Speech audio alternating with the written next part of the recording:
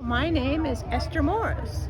Now, I was born Esther May Morris, but when my mother died when I was 12, I took her maiden name as my middle name.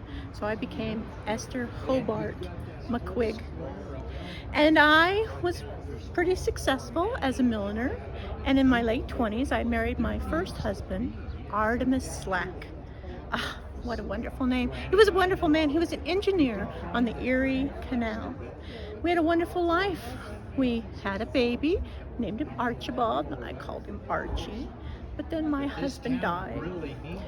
And so I decided to stay in New York. But then I found out I couldn't because I could not get the land that we had shared. I could not inherit it because of the laws.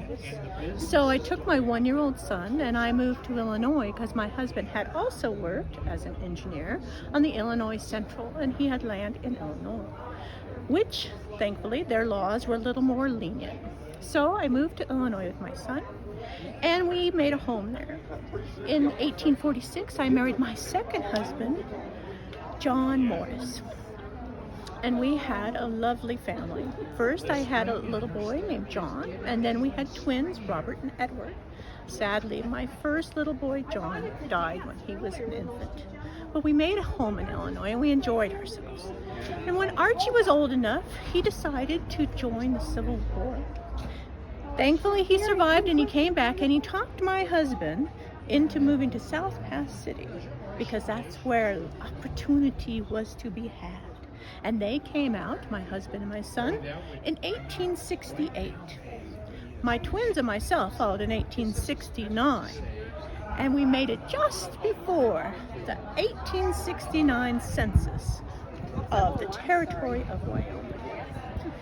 Then, in December of that same year, the territory decided to allow women to have the vote and hold office.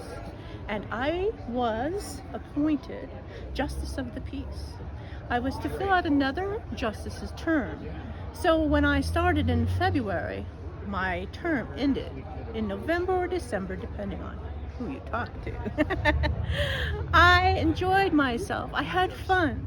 Court was held in my own log cabin, and when lawyers decided to push me a little, I pushed back, telling them, whose court is it anyway?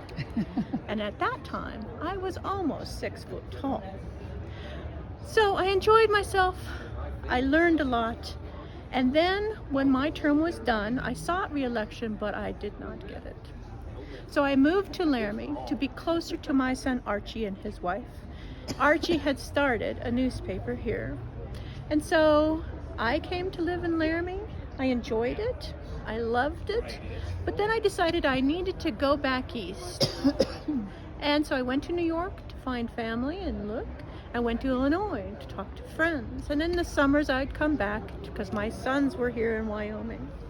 So in the 1880s, I moved permanently back to Wyoming.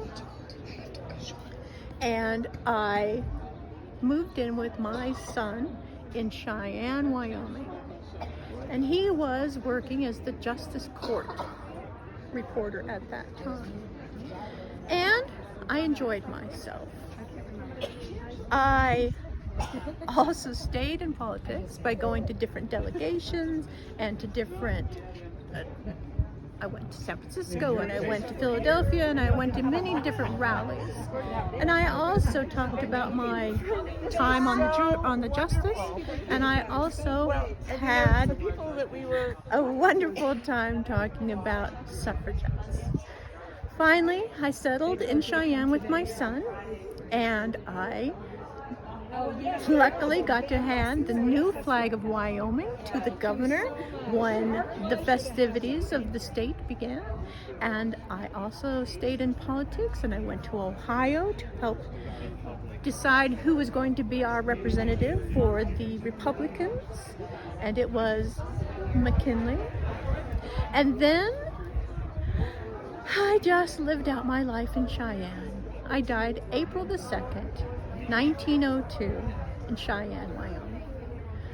I am buried there, and they have since then put a statue in Cheyenne, and in Washington, D.C. of my likeness before being the first Justice of the Peace. Thank you.